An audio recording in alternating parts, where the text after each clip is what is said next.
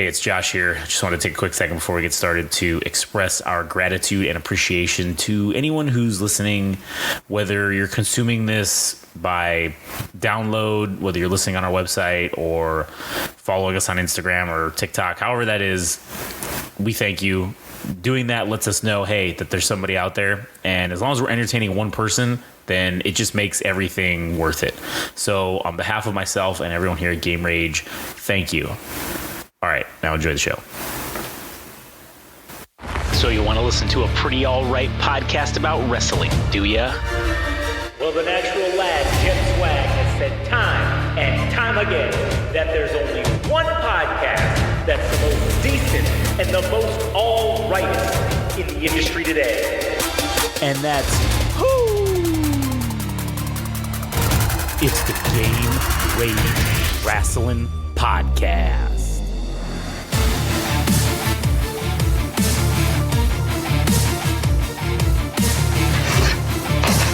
Oh, yeah. Really, this is the wrestling one. Ooh, yeah. We're back. Game Rage. Wrestling. Episode 6. We have an interesting show for you guys tonight. As always, I'm Josh. I'm here with Adam. What is up, my mammals? And I'm here with Frank as well. The fuck was that? I don't know. I saw a girl say it in a video and I thought it was fucking hilarious. Oh, you know what's funny? I didn't even plug my microphone in. I was like, no wonder I can't hear myself. I was like, alright, now we gotta start over. You know what's funny? You can still hear me. Because you're so fucking loud. Yeah. All right. You know what? I think that's fine. I think it's okay. Alright, now let's start over. All right. Well, what do you mean start over? You know, the whole thing. Well, then I'll just delete it then, and then let's do it. All right, fine. Oh, okay. All right. So. Roll tape. Oh, yeah. Better yet, since this is the wrestling podcast. Ooh, yeah. The cream always rises to the top. I don't know. It's the Game Rage Wrestling Podcast, as you just heard. Episode number 6. As always, I'm Josh. I'm here with Adam. Howdy. I'm here with Frank. No, man. If I can go back to the Yeah, do the original thing. All right. What is up, my mammals? Yeah, what is up, my mammals? I mean, that needs to be a new catchphrase. That's, you know what? We're getting a shirt. We're making a shirt. No, it's going to be on Pro Wrestling Tees. A TikTok video. Oh. Too bad, and now it's ours. That's true. Wait. Now we're co-opting it. Yeah, did they copyright it? Is there a shirt? Because if we make the shirt, then that means we own it. It should just be exactly like the WWE, where we co-op phrases. Yeah. And then just make sure. Yeah. Make sure. I thought that was our business plan the whole time. Oh yeah. You know what? That's a good point. Why have we not done that yet? Fuck. That dog. I can't believe it, dude. The whole NXT was just episode, fucking mean. It was just like mean phrases that were just put on things. Put all over wrestlers. Oh man, it was AIDS. I'm not gonna lie. Like, I agree with you. It was fucking okay. So that's the topic that we're gonna bring up, obviously, right now. The Tuesday Night War. The fucking the thing that they're trying. They got us. They sucked us fucking in because we were supposed to be getting a repeat of the Monday Night Wars. This was supposed to be this big deal, and it was fucking bullshit the whole time. NXT. Now, granted, I do not generally watch NXT like that. I don't really watch. I watch the highlights. I kind of like just stay apprised of what's going on. Same thing with the regular WWE programming, just because there's so fucking much of it. I don't have time to watch 18 fucking hours of wrestling a week. Did they specifically make NXT a 2-hour program for this? For this specifically? Or did it get extended? I think they extended it a while back. Okay. Because wasn't something... There was a time of when AEW first came out, that's when they changed it to 2 hours. Because they were and the reason they did that, I feel like, was because they were throwing a direct shot at them, saying, "Well, we're gonna up our game on this because you're competing with our minor leagues. You're not competing with our like main shit," which to me is fucking straight insulting. But I mean, it's a baller move, at the end of it. But yeah, that NXT show was fucking not good. It was very boring. it was. I don't know if it was because of the smaller fucking crowd, because that kind of maybe played into it a little bit too.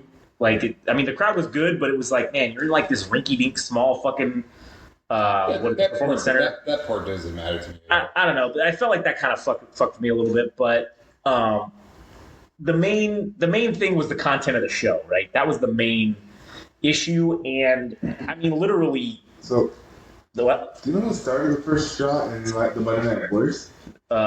Between WCW and WWF back in the day? Yeah. I'm sure it was probably WCW. Yeah, Nitro. Yeah.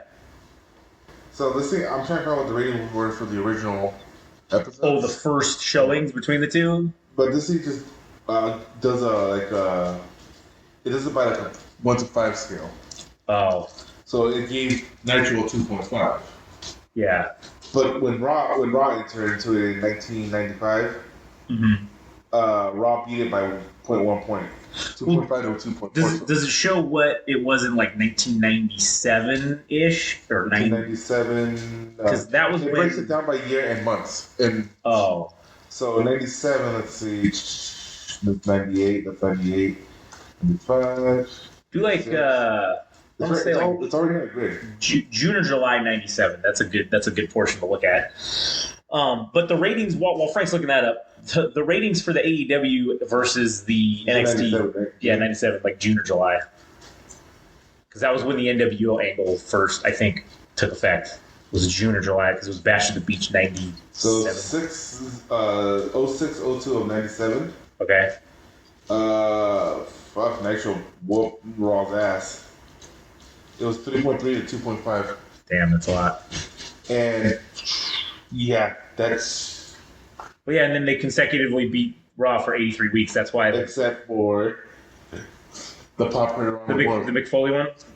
Raw had a 4.1 while Nitro didn't even get registered. Yeah. Because everyone left Nitro to go watch that. Well, yeah, because they gave it away at the beginning, and they said that Mick Foley fucking wins it. Oh, who's gonna tune in and watch that? And then everyone wanted to see Mick Foley win the title. Stone Cold came out. Well, they didn't say that part, but what they had said was that because what they had started doing was they would give away the results of Raw because Raw was taped and they were a live show.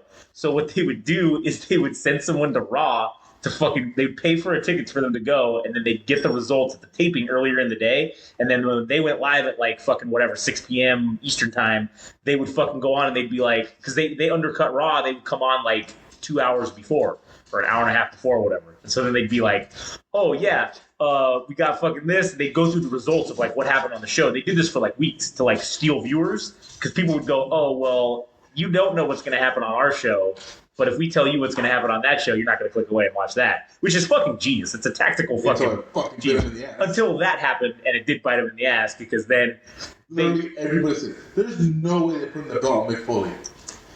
And they're like, "Oh, holy shit!" Yeah, because nobody believed that was going to be something that actually happened. That Mick Foley would win the title on fucking Raw, and then obviously the pop around the world happened. But yeah, like that fucking bit him in the ass. But anyways. So the ratings for this NXT fucking thing versus AEW Dynamite were 921,000 viewers with about 396,000 in the adult 18 to 49 demographic. For NXT, Dynamite got about 600,000 with close enough to the same in the same demo. They got 346,000 in that demographic. So they were very close in the demographic, but overall NXT obviously did a better job.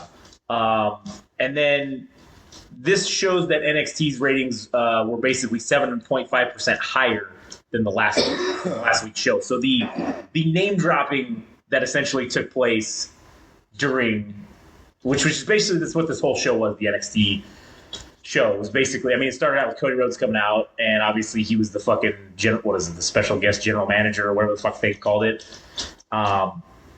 The matches were, I felt like they were very subpar. The Irish pub match was stupid as fuck. It was stupid as fuck. The Yuya Dragunov versus Dominic Mysterio match was boring. It was boring as fuck. I'm not really sure how that guy is NXT champion, because that's like, and I stopped watching NXT, I think in like 2017 or 20, maybe it was a little bit further down. It was like whenever Aleister Black came into the fold, and sometime afterwards, like that's when that to me was like the peak NXT. Yeah, and or rather, one of the peaks of NXT. I'm not really seeing it, dude. I'm not really seeing NXT is quite up to par stuff for what they were previously. Yeah, and honestly, I don't know. Maybe it's if you just look at the value of what we saw. If you take out obviously your John Cena's, your fucking Cody Rhodes's, your fucking who else was there? Fucking all the names. Paul Heyman. Yeah, Paul Heyman. I mean, if you take those names out, the show was not even worth watching, I don't think. Whereas, at least on AEW, you got to see the names wrestle. I mean, yeah, you got to see fucking old Adam Copeland fucking come on board. Or you got to see his first. Yeah, Bryan Danielson. Bryan Danielson opened the show with a match, and then you got to see. Oh, you got to see. It was Ray Phoenix versus what's his name, Orange Cassidy for that international championship, which that was a pretty good match. Orange Cassidy fucking ended up winning that, but that was cool to see that. And then there was another. I'm hazy on the full fucking card. I fast forwarded through the women's match because we didn't watch it. Yeah, I think we just skipped it altogether. But overall, the show of NXT was kind of the audience was definitely into it, but here at home we were not. It was very flat. It was very kind of like just. I don't want to say that same old shit, but it kind of was like same old shit of like, this is the typical WWE formula. You know what I'm saying? Like, okay, we're going to go in. We're going to have somebody come out at the beginning and they're going to fucking have some announcement. And then we're going to go into a fucking a whatever match. And then we're going to hit up with some weird specialty match, which was that stupid pub match or whatever. And then, we're going to have a women's match thrown in there. And then, which I didn't even understand why they had the title match on the middle of the fucking show. Like, it wasn't the main goddamn event. Anytime that, at least in my opinion, anytime your main title is being defended for any reason, regardless, that's got to fucking close the show. Unless you've got... a blood feud. Right, unless you've got some fucking... But to be fair, in WrestleMania, it would have worked out better if Triple H and Randy Orton had their match, and then Shawn Michaels and Undertaker had their match. No. I see. Okay, look at WrestleMania 18, right? Rock and Hogan, the biggest fucking match of all time. No matter what anybody fucking says, Rock versus Hogan was the most anticipated. That was the marquee match. That was the fucking. That's what sold the pay-per-view. Everybody wanted to see Rock versus Hogan, right? But Rock versus Hogan was not the main event because the Rock versus Hogan, nothing can be bigger than your fucking championship. Your champion has to be the biggest fucking thing. And the most important thing, unless, like I said, it's some freak thing where it's like you have some blood feud that has been years in the making that finally comes to a head. I get what you're saying. I agree with that. But in the terms of fucking... everybody was dead for that match. For the championship match. Yeah. Because fucking Taker and Shawn Michaels stole the whole fucking show. Right, but that doesn't matter. It doesn't matter if they're dead during the match or not. The booking formula is you cannot... book your fucking your champion. That guy who's your champion is the face. He is the best wrestler in your fucking promotion. So you cannot underbook him. I 100% disagree. I disagree. I think now it's whatever draws the most. Mm-hmm. Yeah, maybe now that's what they're doing, but that's why I don't think it's working. I think that's why it's not. It doesn't work because even that main event match was Braun Breaker versus fucking what's his name? Because this was one step in that tournament.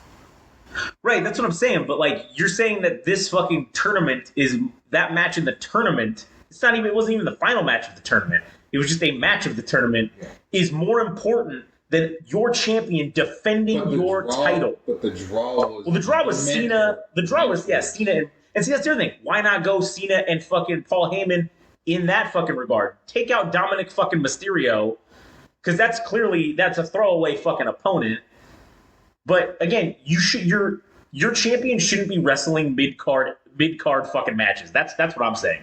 I disagree because also You remember AEW All Out when they had the Fatal 4-Way with Sammy,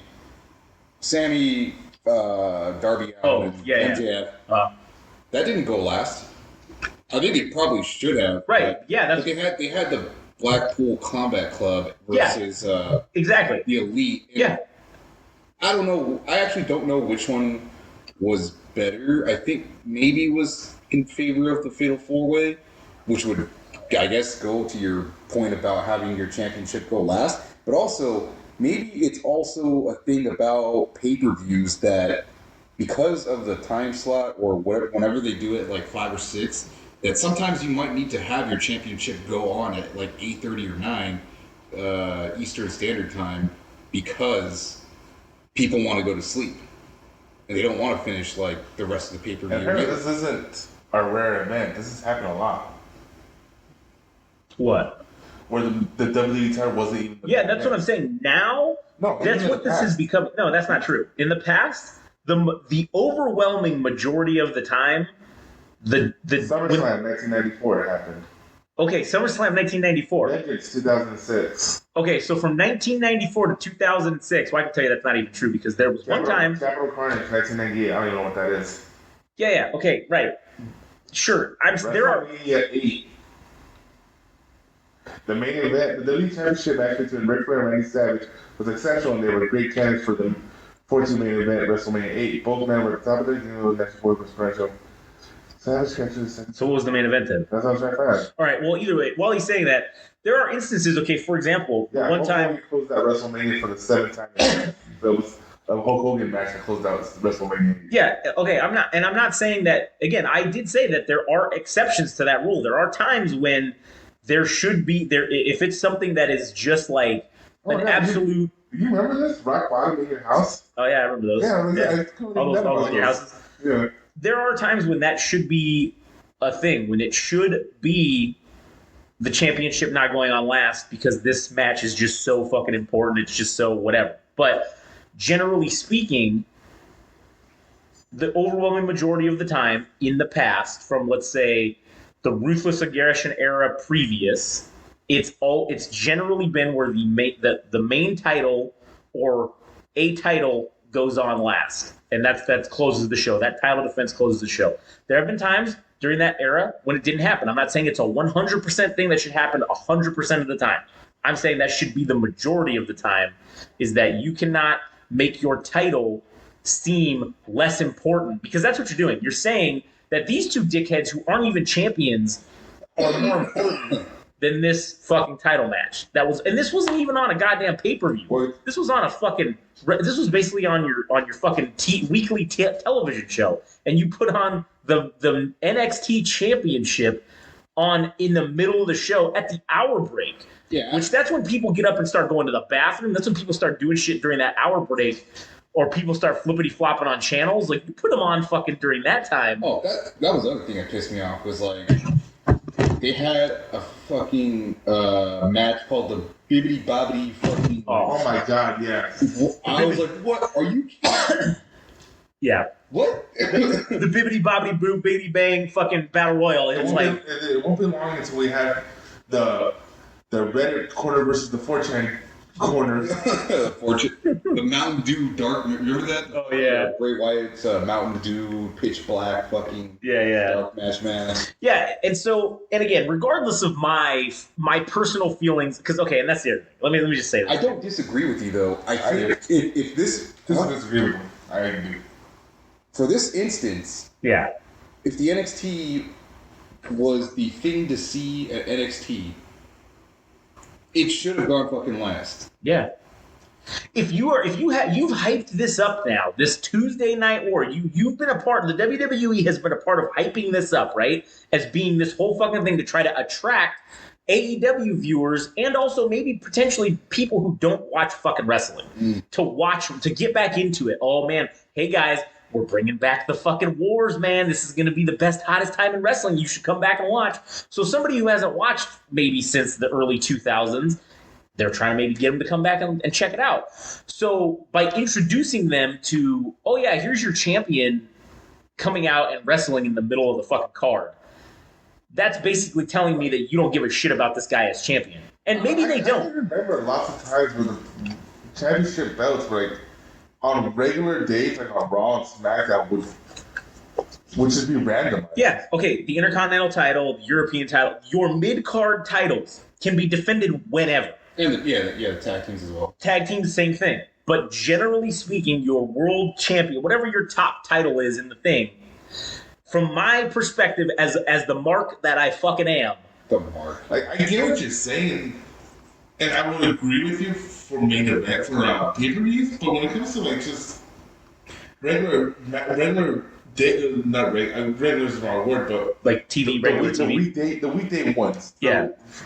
I don't think it matters. I think all that matters is just set up for the pay-per-views. However, yeah. The thing was, for this particular night... There's a caveat. Were raised. They were higher. And then I'm not also saying that the champion always has to go on last regardless, but what I'm saying is if that title is being defended... that would have been a non-title match, you could put that any fucking where on the card. Because who gives a shit? It's not for the title. It doesn't really mean anything.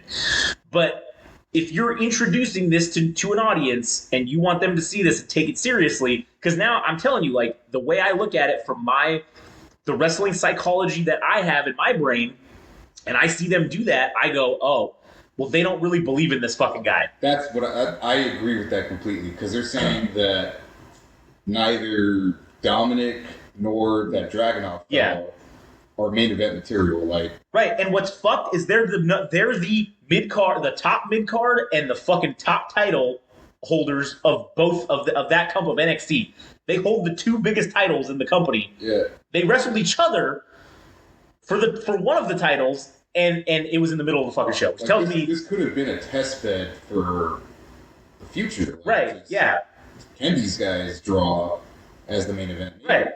Maybe, and I don't know how like ratings work if it's over an extended period of time, like it's 30, like it's, viewers, they capture what viewers watch from like a 30-minute period or whatever, but I think it's quarter hours. I think the quarter, like at quarter hours, I think is what they base it on.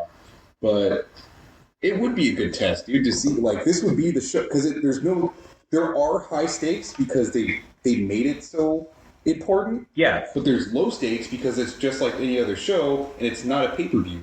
So they could have figured out, like, hey, if we're really going to push Dominic Mysterio as, I don't know if he's actually going to be a top heel in the WWE. Let's find out if he can do that here. Yeah. A smaller sample. Right, yeah. That's what NXT is. It's as you said, it's the test bed for the WWE to see, hey, if a guy can do well here, then theoretically we maybe could just take that and expand it and make him do well in the full main roster, which is kind of, what NXT's purpose has been. They're the quote-unquote the minor leagues, right? That's kind of what they are. But I don't think that, maybe I don't, maybe I'm not understanding. Maybe I don't see something. I don't work there, so maybe there's something I'm not seeing why that has changed over the years. And it could be, maybe it's because I don't know how streaming works, because I know pay-per-views in terms of, at least for the WWE, that money is not the same as it used to be, because you're getting like subscriptions from fucking Peacock, because that's how most people are. Nobody's really buying pay-per-views anymore.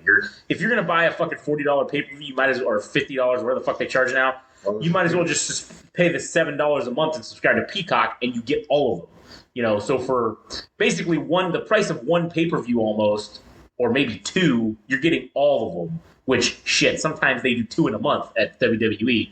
Especially with NXT, I mean, you're getting sometimes 3 a month in total. So, I know... WrestleMania might be a 5-parter. Yeah, WrestleMania is fucking 8 hours long. Fucking, it's 2 nights, so... They're doing that tag on time anyway. Like, because WrestleMania Night 2, Part 1, Season 4. Yeah, that's exactly what it is. Attack on WrestleMania. That's the fucking...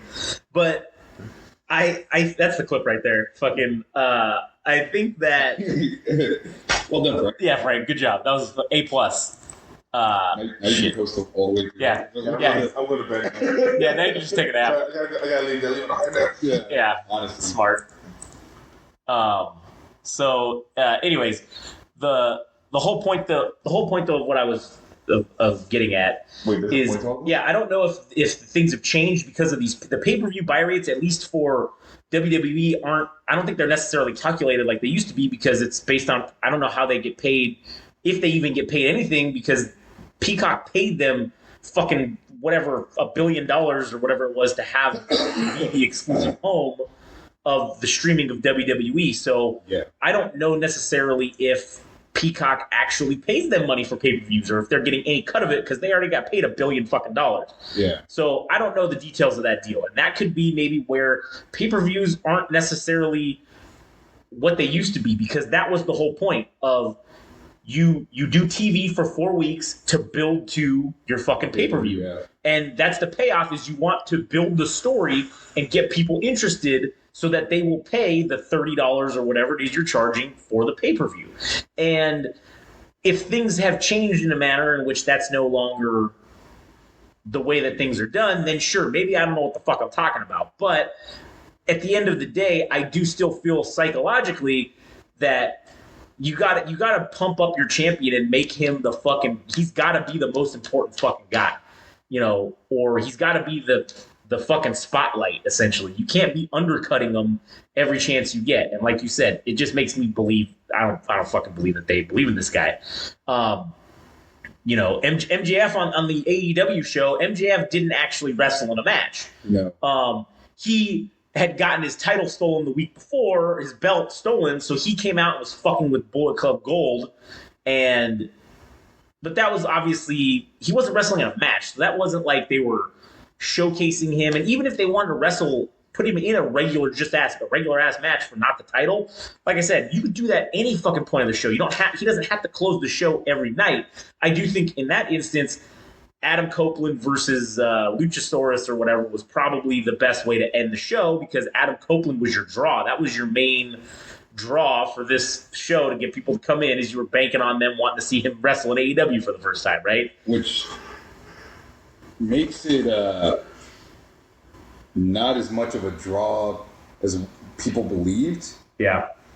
If he couldn't get the people to watch AEW and also the attendance, man. Yeah, man. I saw videos, like half the fucking place was empty. Yeah, it was bad. And you know what the fucking worst part is like, I was looking for when they come out here.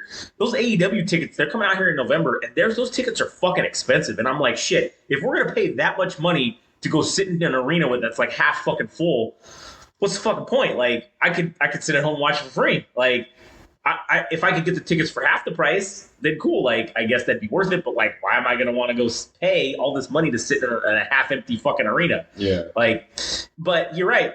Adam Copeland didn't draw like they fucking thought he would, apparently, because nobody obviously tuned in. Now, I don't know if that affected their numbers went up from the week before, or if they went down from the week before. I couldn't find anything about that, because I just didn't really look that deep into it. But at the end of the day, their mission was not accomplished. They didn't draw more than what fucking they wanted WWE. They missed it by fucking about a third. About 33% they missed it by. So yeah, they did. Fuck, man. I mean, for it being Tony Khan's birthday, and yeah, what a fucking poke to the ribs, man. Yeah, well, it's, again, I think it just goes to unfortunately prove that even though you may put on a better fucking show, and you may fucking have better talent, you may have better whatever, you're never, ever gonna fucking compete again with the WWE. Again. Yeah, I think it's hard to compete with, dude. What is the legacy? The length of their legacy, dude. Is it like 60 years? The WWE? What was it called when it was part of like the Northeast region? It was just the WWF. Yeah, it was the WWF. Yeah, the Worldwide Wrestling Federation. And then when Vince McMahon Jr. took it from his dad, it was he changed it to just the World Wrestling Federation. Right. And then that was when he started WrestleMania and all that shit back in the 80s. So it's been what? I think WrestleMania 1 was in 1984, maybe. I want to say something like that. Ish. It was in the 80s. But it goes further than that. Right. It goes, technically, that legacy goes further than that to really probably even into the 40s, I think, is when they started that. I think it was 1985. what? 1985. Okay, so 85 was when WrestleMania 1 happened. Why does that matter? Well, because I had said I thought it was 84. Well, that was around the time when I think Vince. Wow, dude. That doesn't matter to me, though. The point I'm trying to make is that the brand has been around long Right. enough Oh, yeah. that how do you compete with your 4 or 5 year existence with a 80 brand years. with decades, Yeah. decades of a legacy? Yeah, you can't. There's And just, at this point, it's mainstream culture. yeah. When you think of wrestling, you think of WWE. There's nothing else. I mean, for sure. Like AEW is for like the hardcore wrestling fans, the Yeah. marks. Right, yeah. But you can't compete with that, dude. No, there is no way that they are a legitimate competitor to the regular WWE. They're honestly at this point, they're really not even competing with fucking NXT that well. Yeah. So I would be interested to see how this goes moving forward if the week-to-week ratings they're not going to stay the same because the names aren't going to be there. You know, the John Cena's and the fucking Paul Heyman's and the fucking the big names are not going to be there for NXT. So I don't think those numbers of almost that 960,000, that's not going to continue. There's no way. They made their point. Right. Well, they made their point that we can impose our will at any fucking time and you can't do anything about it. Yeah. And now that they're tied to that total knockout, that merger that happened with the UFC. Oh, yeah. It's even better. It's even bigger. Yeah, it's worse. It's much worse. Yeah, because they're now they were already a multi-billion-dollar corporation. They might be $1 trillion corporation now. And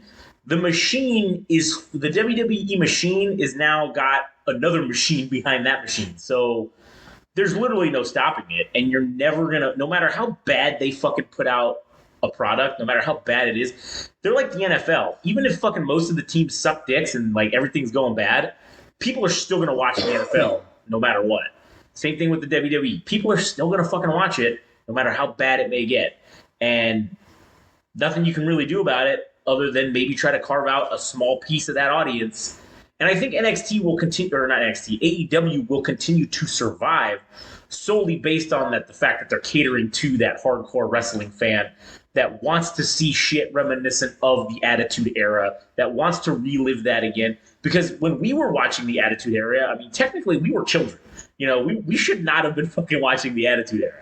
But because of failed parenting. Failed parenting or whatever, we watched it. And so when we now have become adults, we want to relive and see that same shit. That's what we want to see in our wrestling. I wasn't down for the PG era of fucking WWE. I mean, yeah, I watched In and Out, but like couldn't really have given a shit because it wasn't catered to me. It was catered to kids. And I'm not a kid. I'm a fucking grown-ass man, and I want to see some fucking blood, and I want to see some crazy shit, and I want to just see some good-ass fucking wrestling. So I think AEW caters to that side of me, which is why I probably lean more towards liking them better. But who knows what WWE is going to do. Now I feel like everybody was talking, saying, oh, well, they're definitely going to get more they're going to want to capture that 18 to 49 demographic. And I'm like, I don't think they give a shit about it because they've been doing it for the last 15 years, capturing the kid demographic, and they've been fucking winning. Well, they've been the only game in town, and they won long enough to get fucking bought out or whatever by the UFC corporation, the one that owns them. So, you know, they won. And also, AEW doesn't travel across the entire continental United States. I think they go to like the Midwest. They don't make it all the way out to the West Coast. I think it's some kind of logistics thing. Yeah, maybe. They might make less money if they come out here or something. Yeah. But that's not a problem for WWE. They do fucking shows in any city, anywhere. Right, yeah. It's not a problem for them. No, because they have the money to back it up. I mean, they know that they're going to go and they're going to sell fucking tickets, and then that they're going to... Because that's what it's all about. If you're going to go on the road, you need to sell enough tickets to fucking make enough money to be able to fucking turn a profit, right? That's what it is. Because otherwise, why would you even bother going out on the road at all? There's a lot of different factors that work for the WWE because of their TV deals that they have. So those things sort of pay for itself. If you have a low house draw, you're making up for it in TV fucking money, essentially. So, you know, other smaller promotions that don't have TV deals, they don't have that. They gotta sell based on, okay, when we go to these towns, we know that we need to sell a certain number of tickets, or else we ain't coming back because we're not going to be making this up money. There's no point in coming if we're going to lose money, Yeah. So I think if there's anything for AEW to benefit is, I think for sure one thing they got to work on is like storytelling and character development. Yeah. The only person that I could say that I actively fucking watch to go from fucking heel to maybe a tweener, possibly face, I don't know if he is or not, is MJF. Dude, like, I am invested in the Adam Cole and MJF storyline. Best friend storyline, yeah. In addition to the Undisputed Era trying to win back Adam Cole and, you know, bringing them back to back into the fold. Yeah. Other than that, I'm just kind of like, I don't give a shit about anything else. Yeah, I mean... And also, God, motherfucker, dude. The number of titles that exist on fucking Dynamite, yeah, man. They need to get rid of all the Ring of Honor shit and just keep it on Ring of Honor. Don't have anything... They need to take away the Ring of Honor tag title from MJF. I know he just won it, but just no. Do away with that. Maybe go back. Maybe take a chapter out of the WWE book and only have like, let's say like 4 titles. You have the main event title. You have the mid card title. You have the tag titles, and then you have like a women's title. Yeah. Well, when AEW for the first few years, that's all they had, and I felt like that was a good fucking formula because those titles meant something. It's coveted. Like, yeah, you like, man, you want to have it. And now that not only do you have, they have the TNT title, the TBS title, the international title. You got those extra 3 titles going in the mix, and guess what? Then you've got another 3 or 4 mid-card titles from fucking Ring of Honor that are also available. So now we've got like 8 to 12 fucking actual titles in the picture here. And at the end of it, you're just like, well, who gives a shit about any of these? It's also confusing, like, right? Yeah, that is true. For storylines, like, it has to be streamlined for the sake of having 4 titles. That needs to be it. That needs to be it, so that you can effectively tell stories. Everybody wants the championship, but you need to find out the motivations, all that shit. You can't do that with like 8 to 12 titles on a fucking show. Yeah, no, jamming everybody. Oh, we got to show the Ring of Honor World Championship. We got to show the Ring of Honor tag titles. We got to show, like, I think that's why their storytelling suffers, is because they're so saturated with shit, championships. Yeah. Also, they have to show a lot of people too. Right, yeah. Well, that's why they expanded the whole fucking thing to the Saturday night show as well. Because they had too many fucking people that aren't getting time, and, well, fuck, we need to get them on TV, so let's fucking open up a whole other show and give people an opportunity. I get that. But, again, I think that Tony Khan buying fucking Ring of Honor, I don't know if the mistake was buying it or if the mistake is trying to fucking keep it going while because you can't. I think you just got to scuttle it, man. You buy it for the library, and when you come out with your streaming service, which I'm sure is eventually going to be a thing that they're going to do, you have the whole tape library so anybody who wants to watch old Ring of Honor shit, you can come on and you can watch it and relive all of the Ring of Honor things that you did. That can be an attractor to get people to come in and watch to download your streaming or whatever, your streaming app, and pay the $9.99 a month or whatever the fuck you're going to charge. But I don't think that you can have 2 fucking wrestling companies working quote unquote together that are also directly competing against each other. Like, it doesn't fucking make sense. So one of them is going to suffer, and realistically both of them are suffering because of it, I feel like. And if they wanted to, maybe something they could do is make Ring of Honor like because Ring of Honor was a very indie centric fucking kind of promotion. Make Ring of Honor like that's your house show fucking thing. That's your indie circuit. That's you keep it going, and they're just doing house shows.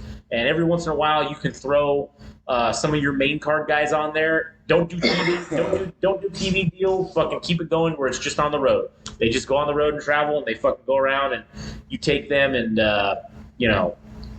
maybe have some of your guys from the AEW go on there every once in a while, so people will want to show up to your shows and go, oh man, anything could happen at these live fucking events. Anybody could just show up. Maybe that's what you do with it. But I think that keeping it going, because they've done pay-per-views. Ring of Honor has continued to do pay-per-views. That's how all these fucking weird championships are getting fucking passed around. And some of them are even being defended on AEW, which again, like you said, is also confusing because now I'm like, well, why do I give a shit about the AEW why would I give a shit about the Ring of Honor tag titles when here we go, we're defending the Ring of Honor fucking tag titles? Like, who gives a shit about Ring of Honor? All this could have worked if they do something similar to like the Invasion angle. Yeah. But like if you have the Ring of Honor title defended on the AEW show, it needs to be a Ring of Honor wrestler trying to take it back to Ring of Honor. You know what I mean? Right, yeah, but see, then that's where they fucked up is they can't really do that now because when they combined everything, everybody's just on everything. Yeah. So it's like no one's AEW and no one's fucking Ring of Honor. Everyone just can be on any fucking show they want. And unless they tell it story-wise that, you know, I came through Ring of Honor. Sure. I respect this brand, and I want to bring prestige back to the title. And it's like, I think, yeah, then you just have that Ring of Honor person. Yeah. What would be cool is like, say, they do it like European soccer, where AEW is the top dog, but a Ring of Honor wrestler takes their title, so Ring of Honor becomes the top show.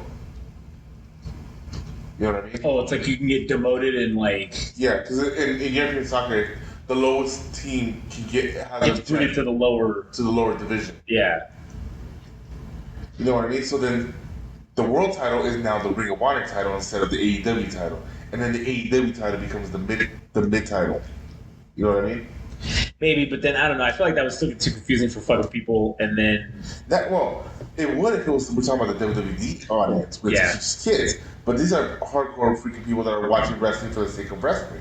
I mean, that's true. I mean, AEW, when they instituted this whole fucking record, like, system or whatever, where it's like, oh, for the whole year, your win-loss record is how you get, you know, I get what they were trying to do with that, but... Instead of it being like a hand-wavy reason why they end up in a title match. Right, yeah. Again, dude, fucking, Lucha Underground had the perfect system to promote someone to wrestle for the championship. Yeah. Everybody had a wrestle to get a medallion, and then all the people who had medallions wrestled. They condensed the medallion into one final match, and then that person was the one going to fight the champion. Yeah. That would be sweet, but I know they're not. Yeah, they're not going to do it. Like, I don't know how they can do it in AEW, but like, when they introduced that to Underground, I was like, oh my god, that's such a fucking great idea. Like the same thing when they introduced the trios match. I thought that shit was fucking. I thought it was gonna be dumb, but they ran it fucking great. Yeah, and it doesn't even have to be like the thing that Lucha Underground did with the belt, like of those. That was fucking cool. Which is sweet. Like it could be bands, like it could be armbands. Like, you take the armbands of all 9 challengers, like all the contenders. You take them fucking all. It is like I am the undisputed fucking #1 contender.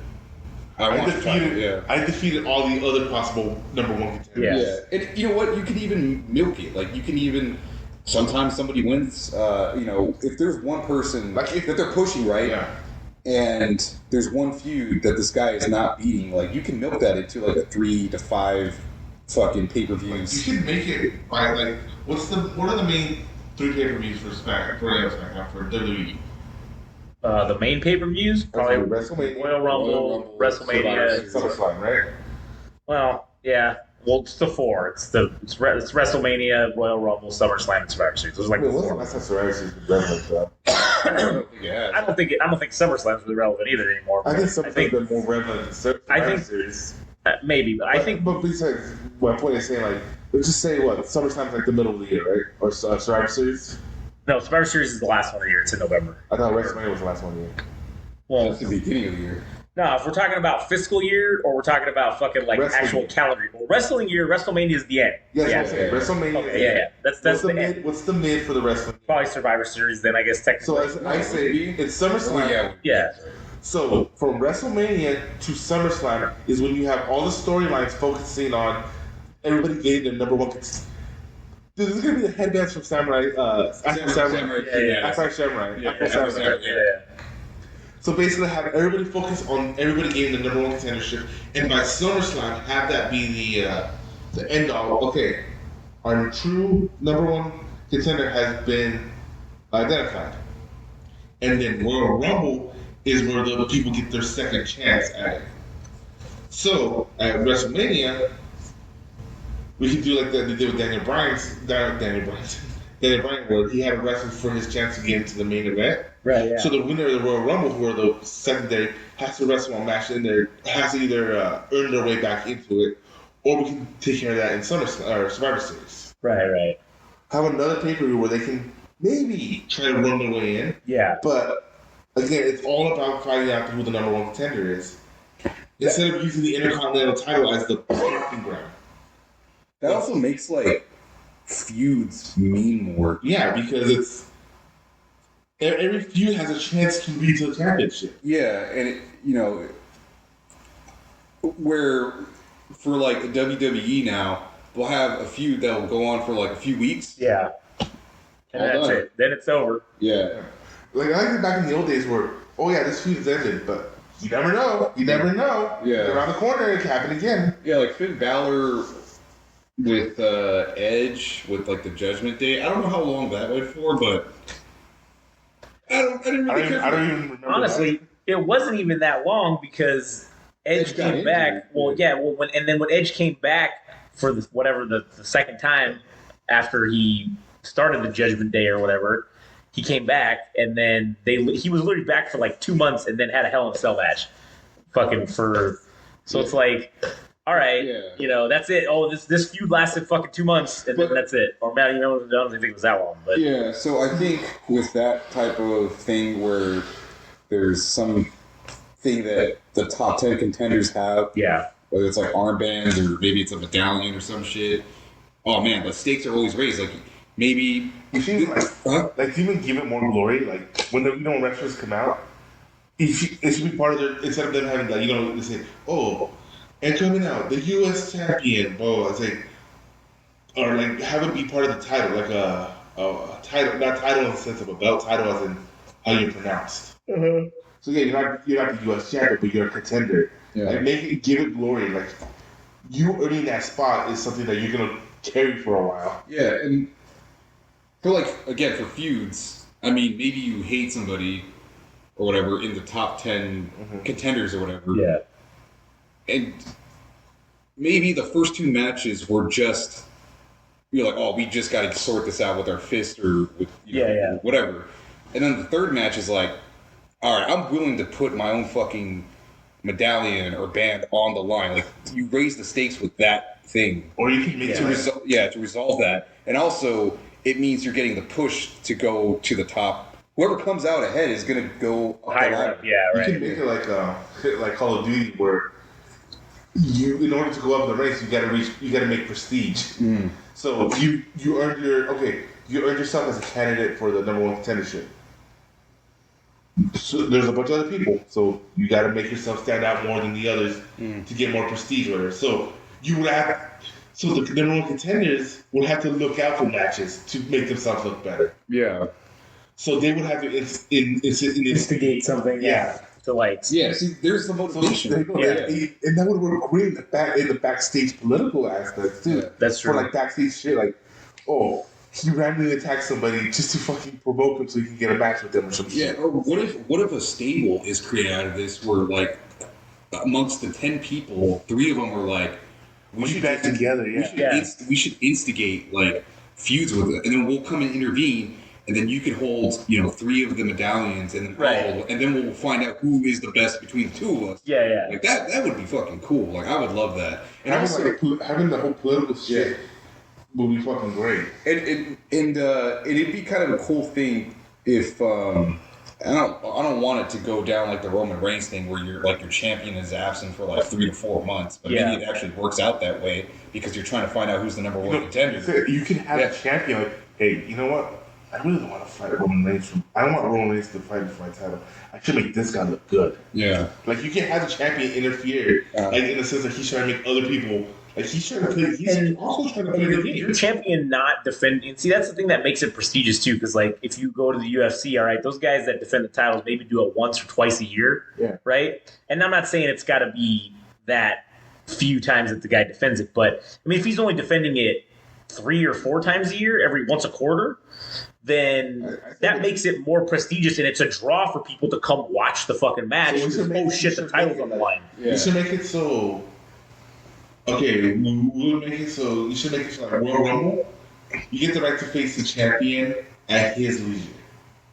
The champion decides when he'll face you. But if you win the whole thing with the number one contender slot thing, you get to WrestleMania and you have like half the year to get ready for it. Yeah. So like one of them is a guaranteed shot at WrestleMania, no matter who the champion is. Yeah. Where the other one is when the champion says he's ready to face you, he'll face you. But I don't know if that's right. Because like in storyline, in kayfabe mode, why would the champion ever say, "Oh yeah, let's do it now"? No, he would just be like, "Nah, fuck it." He has to defend the title twice at WrestleMania. Maybe. I also think that, But it also works out for wrestlers that get injured because then they don't have to vacate the title because they don't have to defend it as often. Well, yeah, you'd have time to fucking heal up and whatever. Yeah, that's what I'm saying. So we can make scenarios where, you were injured, so the Royal Rumble champion couldn't challenge you, so you're gonna have 2 matches at WrestleMania for your return. Yeah, I mean that could work. I also think the number one contender is given more of validity to them when, let's say they're speaking to the champion, right? Whoever the fuck that might be. Yeah. And they're like, I've battled all these people, and you've been sitting on your throne for 3 to 4 months. Like The future is now. yeah, the future is now, man. Like you really lace it, you really stick it to them. Yeah. That would also make you seem more badass. Like you seem legit. Like you seem like a legit number one contender. When You literally had a battle. everybody, while the You had a battle the cream of the crop when he watched. yeah, while he watched, it's sad. Like, Well, you gotten soft. yeah, I don't Like, you know. gotten soft. I don't know if like you could get away with the guy actually just not wrestling for fucking months on end. For those times. But- We're not saying he doesn't wrestle. We're saying the title's not up. That's what I'm saying. Like he just wouldn't be on a line, but he'd be wrestling like, and maybe Again, that works out. Yeah, you would just be Because doing- the champion he's seeing that these people are literally fighting each other. yeah. in Well, these bloody and then you matches.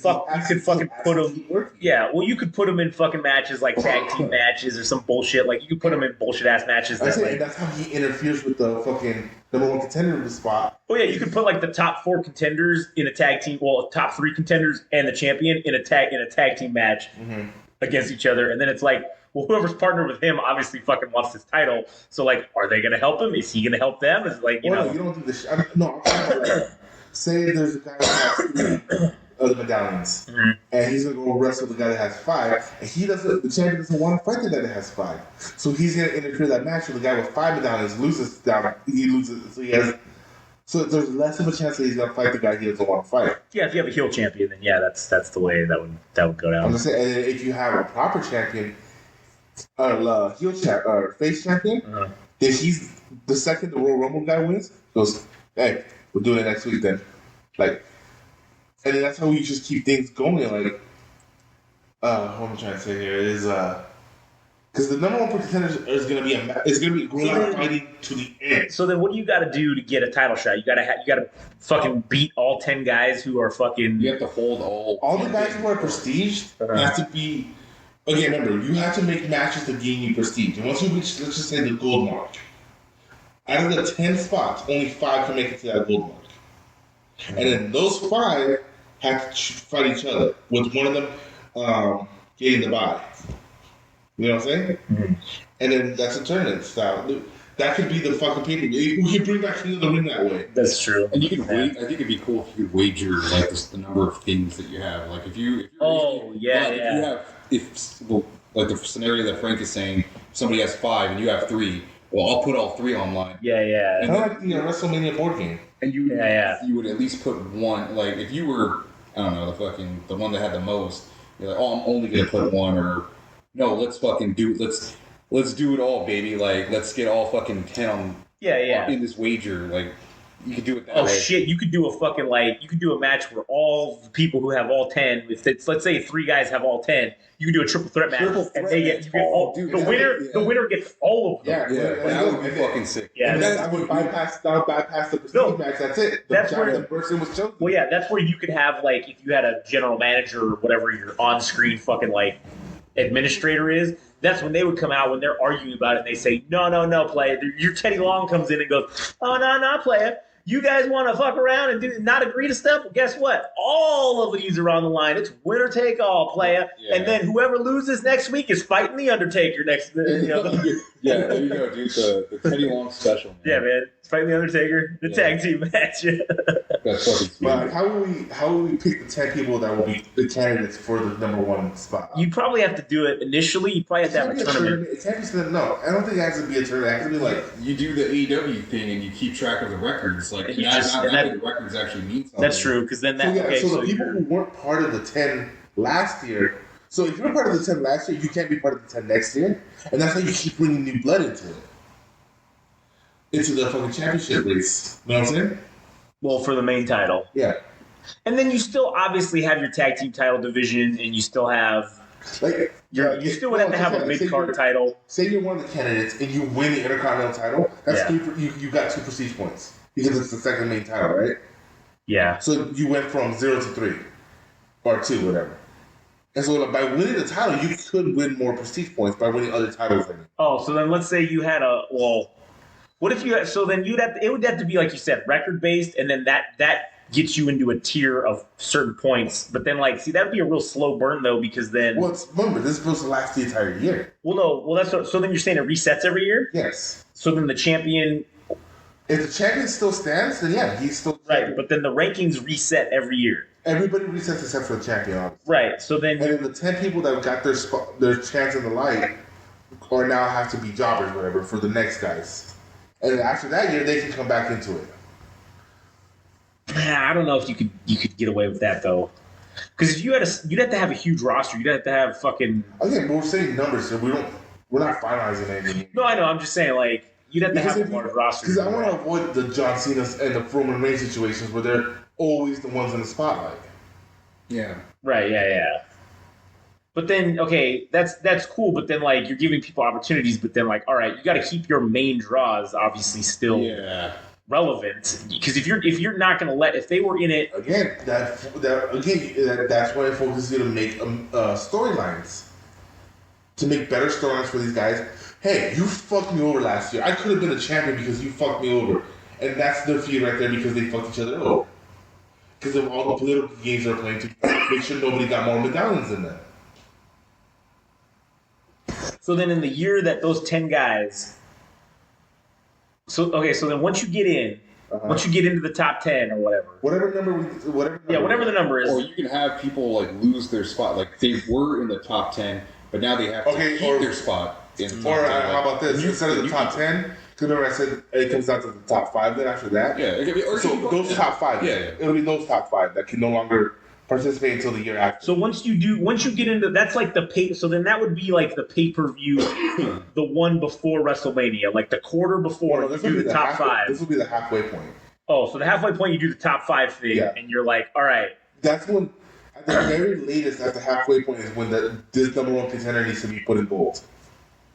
But we can have situations where it happens before, like we said. You know what? That's it. All of them are online right now, and it could have been months. It could be the first month in the new year. You know? Yeah. What do you think about having stipulation matches? What if one of the 5 is an expert at something, submissions or whatever? So it's an Iron Man submission match. It's who can get the most submissions. In fucking whatever in time 60 minutes, right? Okay. And there's one person that's good at extreme shit, like tables, ladders, chairs. What do you think about having... What do you think about that? Having experts within... I think that's an interesting fucking topic, or interesting take, because then that would force whoever is not good at submissions to learn if you want to get up there, that is cool. If you want to be the champion, you got to be well-rounded. You got to beat this dickhead who fucking is an expert at submissions. Okay, you might not be an expert in submissions, but you got to at least be decent enough to fucking try to beat him, or to at least win. If you lose a match, you can still gain prestige. What do you mean? If you lose, I don't know if that works. So say you're in a submission match like that.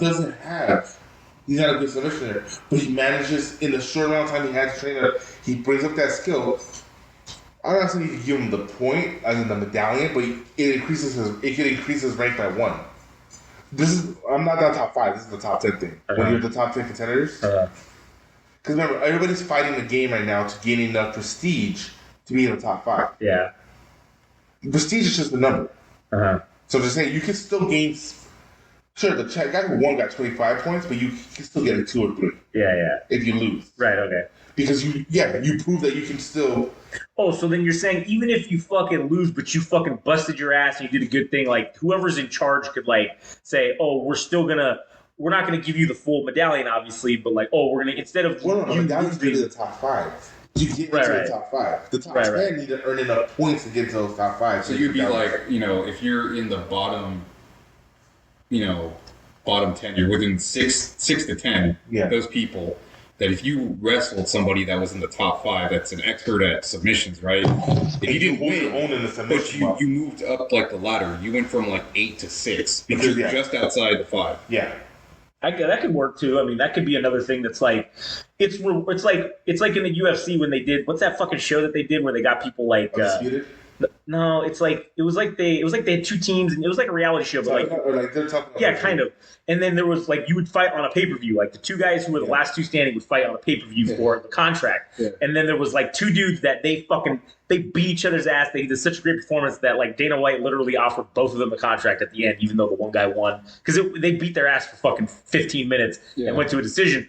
But it was a hell of a fight, and so he ordered both of them. So it'd be kind of like that, where it's like, oh, you were not as good, you lost, but we're still going to give you the points. And this guy obviously still keeps his spot in the fucking top 5 or whatever. Like that'd be cool. Like at the end of the match, it's just like the match is over, the guy wins, and they just look at the Jumbotron, and it shows them what their percentage ran up.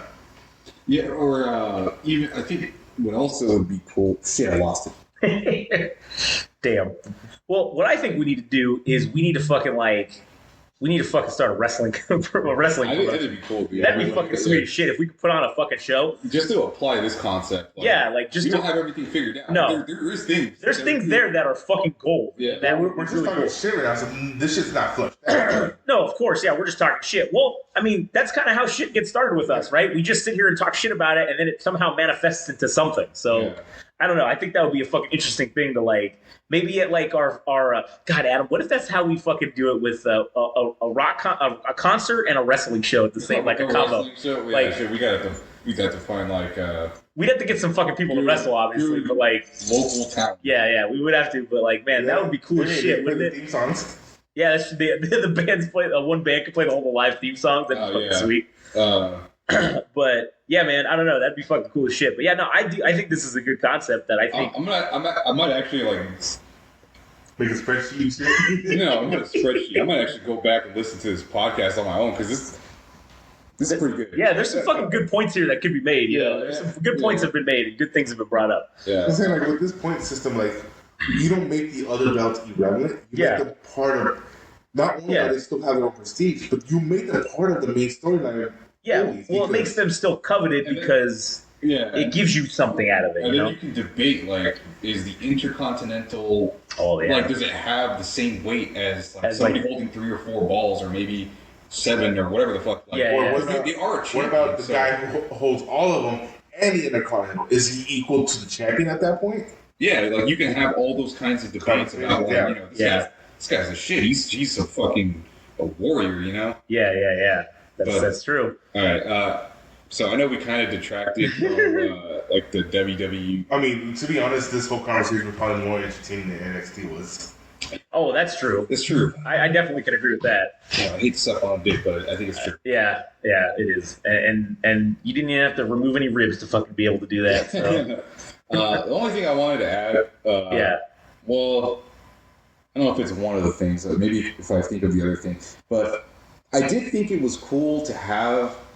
I know it was just name dropping, but it was cool to see more than one person from the main roster on NXT, so that there is some kind of cohesion between 2 brands. Like, they're not just isolated from one another. Like, right.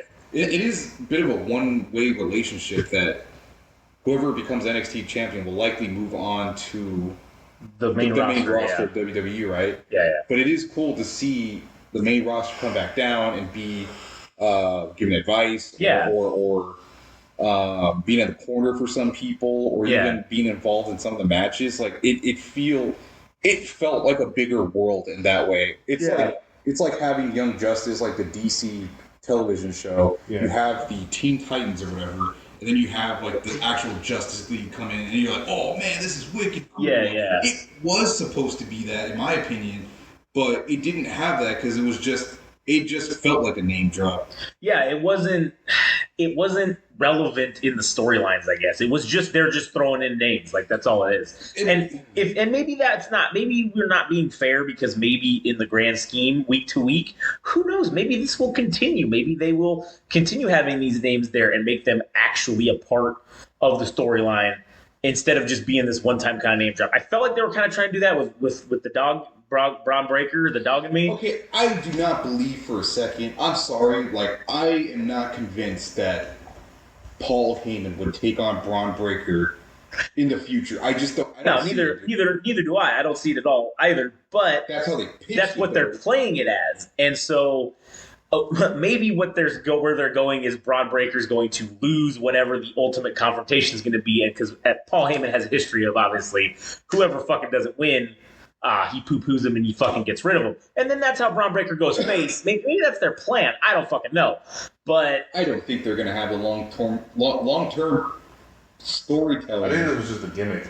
Yeah, they felt gimmicky. That's what it is. That's the best way to put it. It was very gimmicky. I don't think this is going to... I think this was just a one-time deal. I don't think there's a long-term future for this. I don't think... Nah, I'm sure in reality there probably isn't, but that's what they portrayed it to be. And that's what pisses me off, is you're getting me sort of into a storyline, but then it's like you have likely no intention of continuing this in the future. And it is cool for him to. Paul Heyman is that guy where he just knows everybody, and he can weave himself into a story because he knew their father or some relative, and like that is cool. Like it is. I don't know if you guys ever saw it, but I think it was last year's WrestleMania or something. But I saw from promo with him, and he was talking about Roman Reigns, and it's probably one of the best speeches. I think it had a really great line at the end where he was talking about like, oh, this one time he ran into Dusty Rhodes, and he asked him for advice, and he told him, if you're gonna do something, ask yourself one thing: is this where the money is? Is what basically the advice was trying to give him? And he just says, and so what I'll tell you to answer your question, whatever her name was, Renee or whatever. He goes, Roman Reigns, that's what the money is. Mm-hmm. And he just fucking walks off. Like that was a fucking great line. Like, yeah. Again, he's using his influences based off of like, because that motherfucker's had his fingers in all of wrestling entertainment. Yeah, and when they were building up, because I wasn't sure about Cody Rhodes being in the main event because he had just come back from his torn pectoral muscle, right? Right. But Paul Heyman sold a promo between him and Cody Rhodes about how he knew his father and he knew what is the family that The Rock belongs to? Yeah, I can't remember the name. We'll just call it The Rock's family. Yeah. All right, but he knows the Samoan family. Yeah. But he knows both of them to great lengths. Yeah. And I think I can't remember. He used that in his promo. He's using like legacy and histories, like both prestigious families in wrestling. And because it's him, it gives it credibility. Yeah. And I didn't mean to be dumb. You ever see Kung Fu Panda? The animated movie with Jack Black is the panda. Yeah.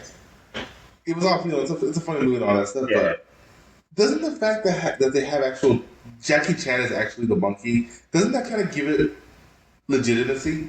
In what way? In the sense that it's like a kung fu. Well, because he's the master, right? Like he's the monkey master. No. Dustin Hoffman is the master with the Red Panda. I don't think that. And in the second movie, literally every martial artist in that movie is played by an actual martial artist. Mm-hmm. Like they're voiced by a Jean-Claude Van Damme. I can't remember the names, but a shit ton of martial artists were in it. Jet Li was in it, yeah. He was the crocodile. No, Jean-Claude Van Damme was the crocodile, and he's the crocodile to do the splits. Sorry. But I mean, I'm just saying, again, I would say Jackie Chan just swayed into the Karate Kid. Miyagi was great and all, but he wasn't an actual martial artist. But when the second one with Jackie Chan, it kind of gave that visibility with him actually being a martial arts expert. Yeah. We'll say what you want about the movie. I know Josh hated it, but yeah. He actually loved it. So I just want to say real quick before you do that. The thing I loved about fucking the Karate Kid, the reboot or whatever, was they kept the jerking off fucking reference. So instead of wax on, wax off, it was jacket on, jacket off. The greatest fucking line. I mean, fucking genius. The guys who wrote that, top notch, top fucking notch. Yeah. All right. Think about they knew what they were doing. Yeah, of course. Like the B1 Lancing. Bone. What's the B1? Spell that out. What's it spelled? The bone. Yeah, right. And then every year, it's the B1A, the B1B, the B1C, because they keep modifying it better. The B1D, the B1E, the B1R. Yeah, exactly. The boner. Yeah. They knew what they were fucking doing. Yeah. So getting back to the Paul Heyman thing. Right. Yeah. Oh yeah, this is a wrestling podcast. Yeah. The thing about that promo is that he tied years of history, not only of the time that he spent with each family, but wrestling itself. Like the fact that Paul Heyman employed Dusty Rhodes in ECW so he could feed his family. Yeah. Or even that Paul Heyman, at a young age, was brought in with the Rock's family. I don't remember their actual last name, but it's at this point it's like anybody that's in that family comes to the WWE. Yeah. But the line I can't remember the line that he said word for word, but it was something to the effect that he's like, the last thing your father told me was that you were his favorite son, but Roman Reigns is the one he always wanted. Yeah, and I was like, oh shit, you managed to salvage what probably wasn't you sold Cody Rhodes being in the main event, right? Yeah, and that was with just the one line. Well, it was the whole fucking right, but that one line is what sold. Yeah, but that one line, the finishing line sold the whole fucking monologue. Yeah. That was the apex of what he was getting at. Yeah. Was I know everything about your whole family and your history. I've been involved with it the entire time. On both sides of this. And I know that, yes, you were fucking your father's favorite son, but Roman Reigns is the guy he always wanted. And, yep, there it is. And it doesn't feel like that with Braun Breaker. Yeah, no. Braun Breaker is from, and that's the other thing about wrestling, is nepotism is heavy, obviously, in wrestling, right? That's a big thing. Second, third, fourth, fifth generation fucking wrestlers. That's a fucking staple of professional wrestling is the familial dynasties that exist within this. And it doesn't even have to be a quote unquote dynasty, but even most people who get into wrestling, a lot of them are from somebody's kid or somebody's son or something, whatever. So there's that aspect of it, and I just don't buy the Braun Breaker thing. I don't buy that he's fucking down for that. I just don't think it doesn't fit with the Paul Heyman MO, because the money is not with Braun Breaker, as Frank says. Where the money's at, it ain't with that guy. At least not right now, anyway. Yeah, but maybe one day it will be. But I don't thought the money would go Roman Reigns and Paul Heyman. Well, no, and that is true. Listen, I was very against Roman Reigns back in the day, but once they let him kind of not be that fucking Shield character anymore. Yeah, they let him cut loose. Yeah, I feel like that's when he really started to shine and come into his own, is when he could basically be himself as a character. And that was the best thing they ever could have done with him. And honestly, I enjoy the Roman Reigns stuff. I've enjoyed it he's been champion for fucking 3 years or whatever, how long it's been. Yeah. And they've managed to make it so that I'm not chanting same old shit when I see that. Like we did with John Cena, or we did with fucking Lesnar, or we did with name any one of the other champions that they've had that they let go for a fairly long time, and we just go, this is the same shit we've seen for fucking years. Yeah. At least this was presented and given in a different way. You know what I'm saying? They didn't force it down our throats. Yeah. Like they did with Cena. And again, I don't got any hate for Cena. I mean, Neither do I. You know, I think he's a good dude. I've never met him, but I mean, like, I think he's he's a pretty good wrestler, and he can talk a little bit on the mic, and you know, He talk a little bit on the mic. He's one of the better ones. that's what I'm saying. He gets the job done. You know, so I don't hate that or dislike it, but you know, it did get stale for a while. Yeah. And you know, same thing with, and I think that's important that some of these guys need to just go away for a minute and just be. That's why the whole thing about they can't compete again for another year. Right. That's so that kind of makes it where we fucking. But then then how do you get into rematches for the title? If you lose the title, you should be entitled to at least. You get a rematch, yeah. You get one rematch for the title. Oh, because then that's how also we can keep it going with like a couple, 2 or 3 title defenses through the year with the champion. The other people still matter because they need to build up their record to be qualified for next year. Or like if they end up losing both matches, like their rematch, they lose the title, they also lose their rematch, is that they face the number 1 contender, and whoever wins the best of the 3 series. They could steal the number 1 contender spot and then get another title shot. Because it's not fair for them to start from the ground up. Bottom, that's a grind. Yeah. Unless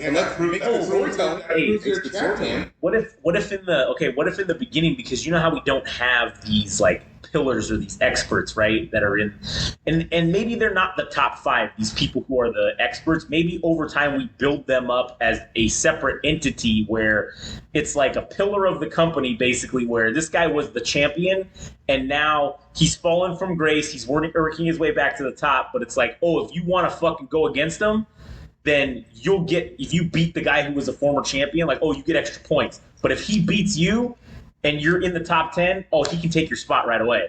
And then that's how the champion will get back in. Oh, that would be cool to have, to put. He doesn't have to face everybody, just the contenders. Right, yeah. Like, he doesn't have to face regular jackoffs. It's just the top 10 people he would have to face, but like, oh, he could just take your spot.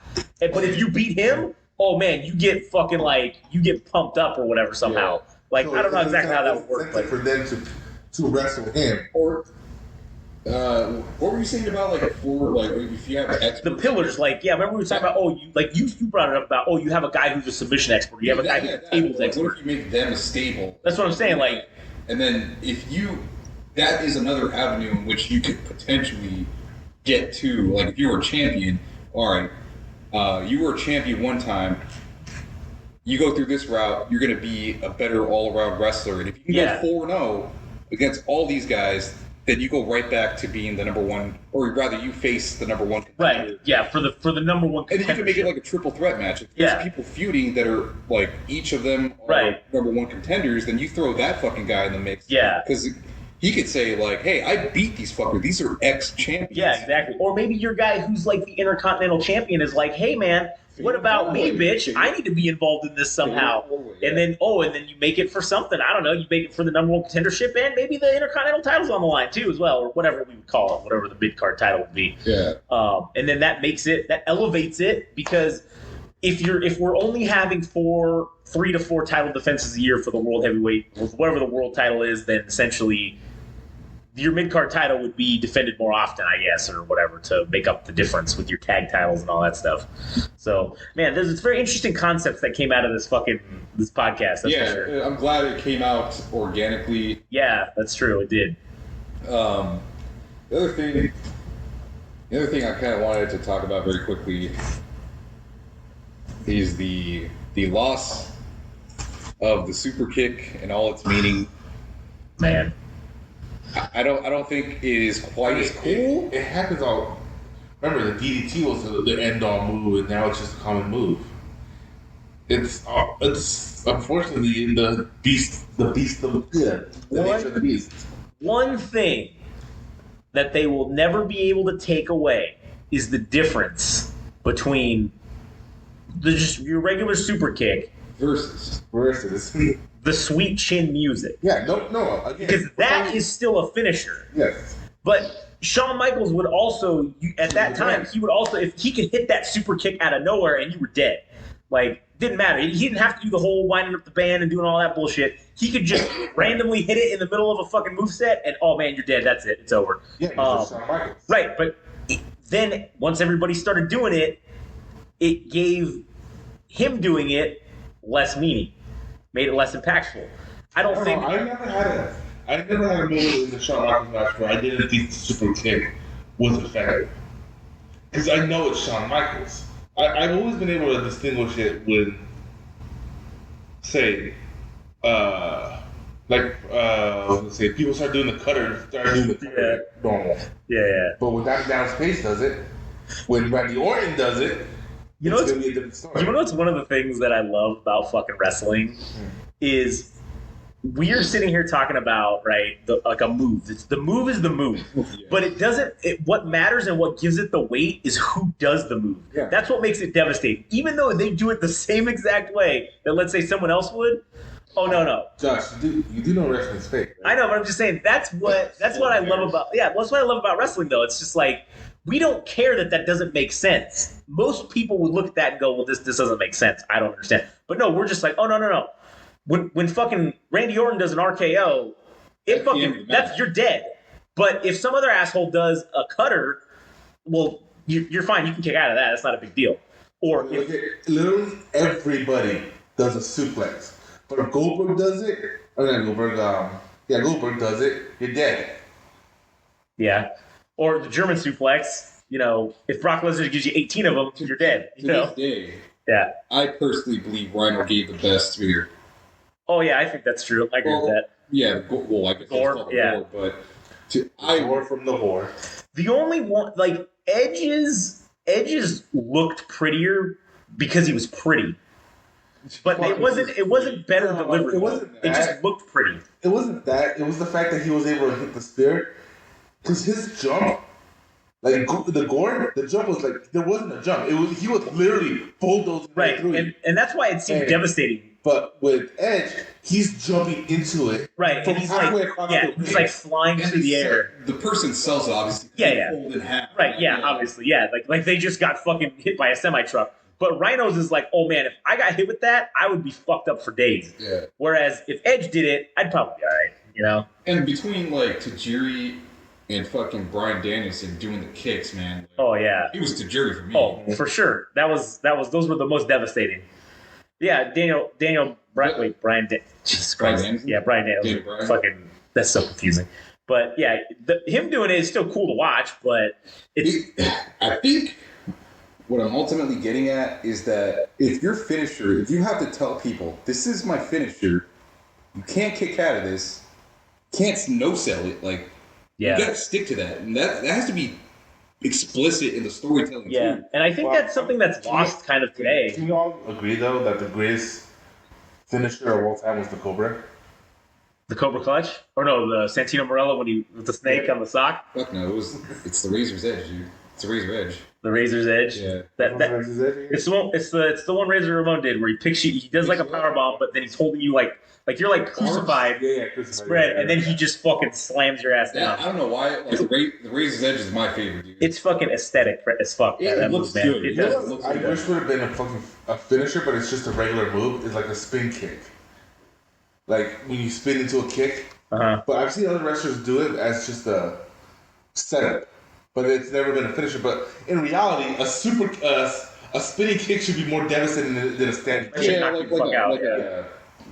Like a tornado kick or something like that. You just spin yourself and maybe you do it into an actual Pele kick. I won't call it a martial arts kick because there's no martial arts that actually trains you to do a spinning kick like that. Yeah. But they call it Hollywood food spinning kick. Yeah, that is legit, man. And that's something that I was gonna say. I think is kind of lost nowadays. Is the agreement that a finisher kills you. Like if you're gonna use this finisher, then you're dead. Now we got so many. Now it's the popular thing to do is these false finishes, and everybody hits their finisher 3 or 4 fucking times, and then it's not a finisher if you got to hit it 3 or 4 fucking times. That's just because it works for WrestleMania. I don't even say it worked. That's how fucking Lesnar defeated Taker was to give him 100 F5s. Yeah. I mean, I guess it did work because it gave him a concussion. I don't know, but dude, he outside him so hard he broke kayfabe. You remember when Brock Lesnar did? I think I don't know. I think it was like 30 German suplexes to John Cena from like SummerSlam. Yeah. That was the whole match. John Cena didn't even wrestle. Yeah, he just got German suplex for fucking 15 minutes. That was fucking great, man. Yeah, that was cool. 3 amigos, my ass, dude. Oh yeah, 30 Germans. That's where it's at, man. That's where the devastation is. Yeah, I know you would love 30 Germans. Oh, whatever. So, anyways, the main people that I've seen do it, I think, are the Bucks, the Young Bucks. Oh yeah. The Usos. Mm-hmm. Yeah. The super kick. Super kick. And I mean, it doesn't do it for me. The Young Bucks literally have. Is it really their finisher though? Well, yeah, it's a super kick party. That's literally what it is. It's like everyone's doing super kicks. Like Omega does everybody does it. Everybody Fucking does it, man. Yeah. So I don't know, man. I think we have to go back to making things meaningful, and I want to see a new finisher, man. Like, it's kind of hard to come up with new finishers that don't hurt somebody. That's true. But like the Razor's Edge, dude, I would love to see somebody use that. Okay, I think you could. Doesn't the last fight kind of do that too, where he just holds him up for a few seconds? Nah, you're tired. You got you by the tight. Yeah, but he holds him up there for a good second too, back when in his prime. Yeah, but that's still different a little. I mean, at the end of the day, they're both just fucking power bombs, basically, that are just done differently. Mm-hmm.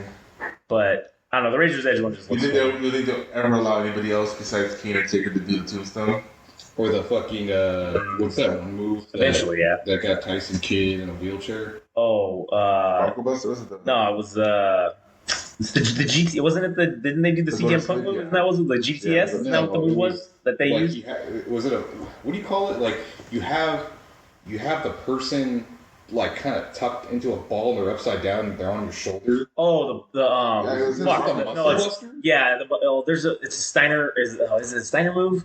Muscle Buster's what Samoa Joe calls it, but I think it's I don't know. There's I think Scott Steiner did that, or one of the Steiners did that. But yeah, I think the Muscle Buster's that's what Samoa Joe calls it. So I don't know if that's what the actual real name of the move is, but yeah, that's fucked up, man. That dude was a good wrestler. He had good potential, and then had it ended. Yes. All right. Anyways, I think we're done. Yeah, it's just the Muscle Buster. The Muscle Buster, yeah. Because it was Samoa Joe that did it. Yeah, I think we're reaching the end of the podcast here. Well, anyways, that was some good times. Maybe in the future is potentially putting on a wrestling show for us. I don't know. I think that's a goal we should add to the list. To fucking do just to say we did one. Just to put on one. I'm sure we could one together. But if there was a wrestling company that wanted to pay us to come up with their creative shit, I would be way more. I would love to be in the writing team. Man, you know what? Maybe I should start reaching out to fucking smaller people that put on shows around here and see if there's anybody. Hey, Tony Khan. What? Before we talk ourselves into a lawsuit. What do you mean turn ourselves into a lawsuit? We're already in several lawsuits. I know, we don't need more. Anyways, all right. Well, if you want to do anything with us other than sue us, follow us at Game Rage Magazine on Instagram and TikTok, and follow us on Twitter at Game Rage Mag or X or whatever it's called. Yeah, don't forget to do that. And also, if you, I don't know, if you're an independent wrestling company and you want us to do some writing for you, DM us. We'll fucking help you out. We'll teach you how to do shit. All right? Anyways, thanks for listening. Shit, but it will be shit. I didn't say we'll teach you how to do good shit. I just said we'll teach you how to do shit. All right? That's all we're going to promise. So thanks for listening, and we'll see you on the next one.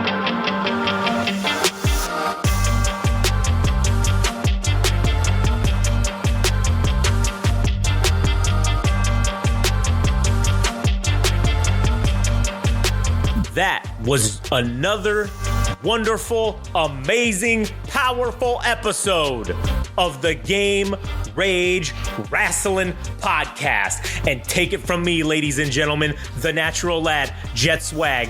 If there's one podcast, one show you should be listening to, that you should be absolutely grateful for, it's the Game Rage Wrasslin podcast. And one of the things you can do to show your appreciation for all the hard work and dedication that these boys put out day in, day out, just for you people, it's that you can go and you can subscribe and you can like and follow them on the Instagram and the TikTok at Game Rage Magazine. You can also follow them and like them and subscribe to them on the old Twitter, which I don't know what it's called now, but who cares? It's at Game Rage Mag there.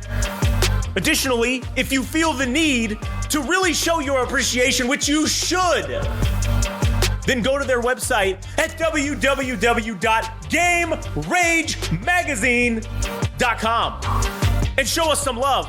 Show them some love. And show some love for the natural lad, Jet Swag.